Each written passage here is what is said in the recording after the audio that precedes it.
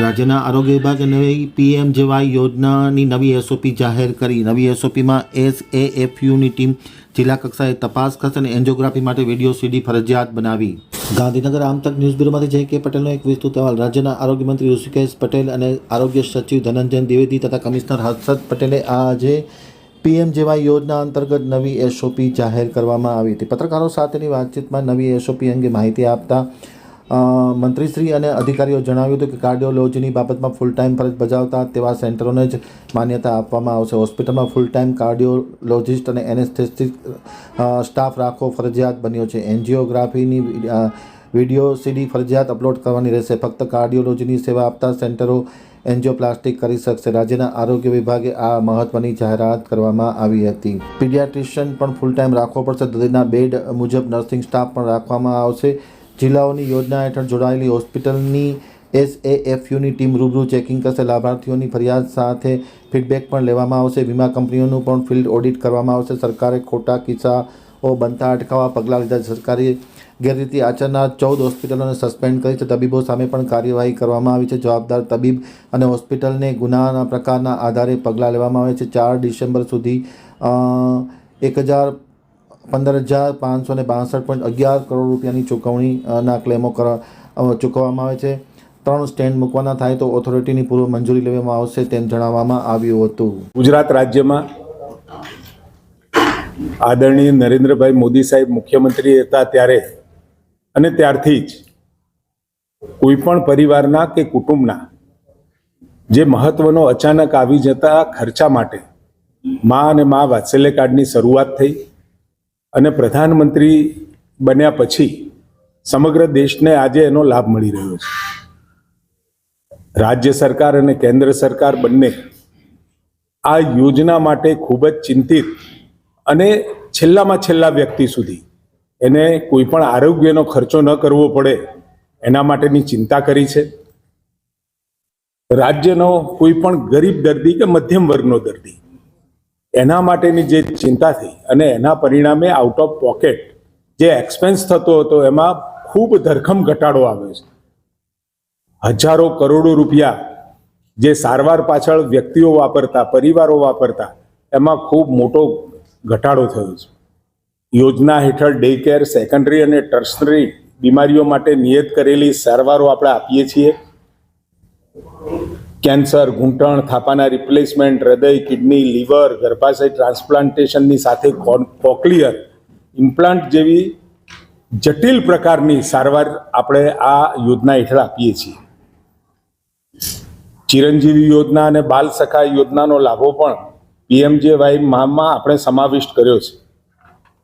આમ સમગ્રતયા ગુજરાતની અંદર ખૂબ સારી રીતે આ યોજનાનો લાભ આપણે આપી રહ્યા છીએ. અત્યાર સુધીમાં 97 લાખ કુટુંબને 2,65,00,000 લાભાર્થીઓ આમાં આપણે જોડ્યા છે અને 900થી વધારે ખાનગી અને 1500થી વધુ સરકારી હોસ્પિટલનો આપણે એમાં સમાવેશ કર્યો છે. ઉક્ત ખાનગી હોસ્પિટલો દ્વારા યોજનાની ગાઈડલાઈનનો ભંગ થતો અને ગુનાહિત હેતુ સાથે થતી સારવાર સંબંધિત ફરિયાદોના કારણે 2024માં અત્યાર સુધીમાં કુલ 10થી વધુ હોસ્પિટલ આપણે ગેરરીતિ માટે સસ્પેન્ડ કરી છે, ડીએમ પેનલ કરી છે અને પેનલ્ટીની કાર્યવાહી કરી છે. અમુક કિસ્સાઓમાં તો ડોક્ટરોને પણ યોજનામાંથી કાયમી ધોરણે દૂર કર્યા. મેડિકલ કાઉન્સિલ દ્વારા પણ એના જરૂરી પગલાં લેવામાં આવ્યા છે. આ બધા જે ફરિયાદો મળી, યોજના સરસ અને એનો લાભ પણ લોકોને સરસ રીતે મળી રહ્યો હતો, પરંતુ આખી યોજનાની અંદર ક્યાંક એનો લાભ લેવા માટે અમુક લોકોએ, અમુક લેભાગુ તત્વોએ એ યોજનામાં ક્યાંક લેકિંગ અથવા તો લેપ્સ, અને જો લેપ્સ ન હોય તો પણ લેપ્સ ઊભા કરી અને જે પ્રકારે ફાયદો લેવાની કોશિશ કરી છે, એના કારણે અત્યારે આપણે જે મહત્વની 4 પ્રકારની જે ટ્રીટમેન્ટ છે પીએમજેવાય હેઠળ જે સારવારો આપણે આપીએ છીએ, લગભગ 26 US FDA એપ્રુવડ અથવા FDCA એપ્રુવડ એવા પ્રકારના જ સ્ટેન્ટ હોય અથવા આપણે ટોટલની રિપ્લેસમેન્ટના કિસ્સામાં જે ઇમ્પ્લાન્ટ હોય તો એ US FDA અથવા આપણા FDCA એપ્રુવડ હોય એ જ વાપરી શકાય છે.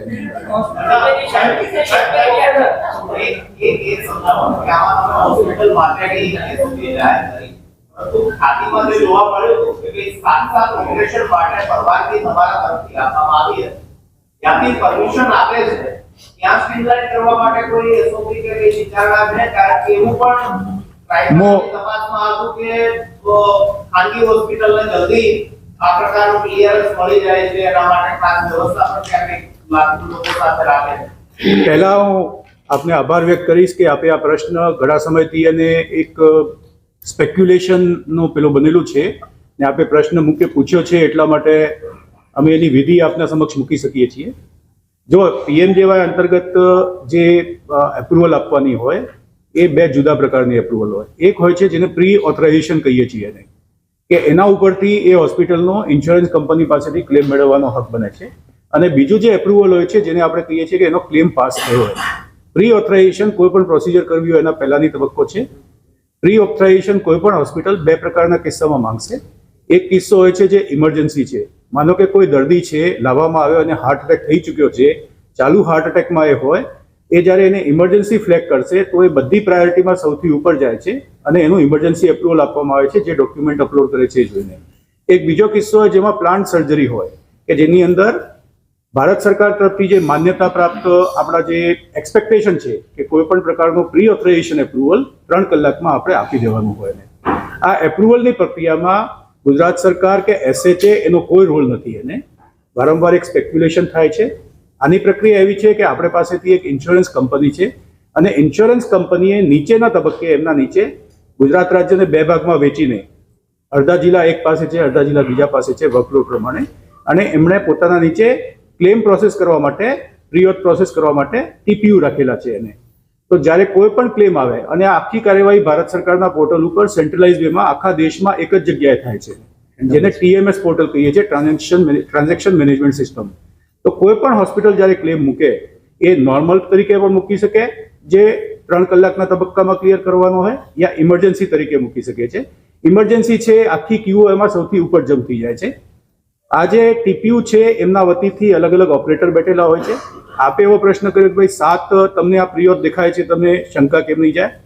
આ આખું પોર્ટલ એવી રીતે ચાલે કે ઓપરેટરને એક વખતમાં એક જ ક્લેમ દેખાય, 2 મિનિટમાં એને નિર્ણય લેવાનો હોય, ન હોય તો એ ક્લેમ વિથડ્રો થઈ જાય, પાછી બકેટમાં જતી રહે, બકેટથી રેન્ડમલી જે ઓપરેટર અવેલેબલ હોય એને ફરીથી અસાઇન થાય છે. અને એટલા માટે કોઈ પણ વ્યક્તિને એક યાદી સ્વરૂપે ન દેખાય સિક્વેન્શિયલી કે આ એક જ હોસ્પિટલથી આટલા ટૂંકા સમયમાં શા માટે આટલા ક્લેમ આવે છે. અમે ભારત સરકારને રિક્વેસ્ટ કરી છે કે પોર્ટલમાં એ પ્રકારનું મિકેનિઝમ કરે કે સેપરેટલી એને પણ અમે ઓડિટ કરી શકીએ. એને એક જ નહીં. મોનિટરિંગ તમે પહેલા નહોતા કરતા પણ હવે કરશો. એક સેકન્ડ હું એલોબ્રેટ કરું છું. આમાં અમારું કન્સર્ન માત્ર ખ્યાતિ પૂરતું લગતી વસ્તુ એને ચકાસી શકે, એનો અભિપ્રાય આપી શકે.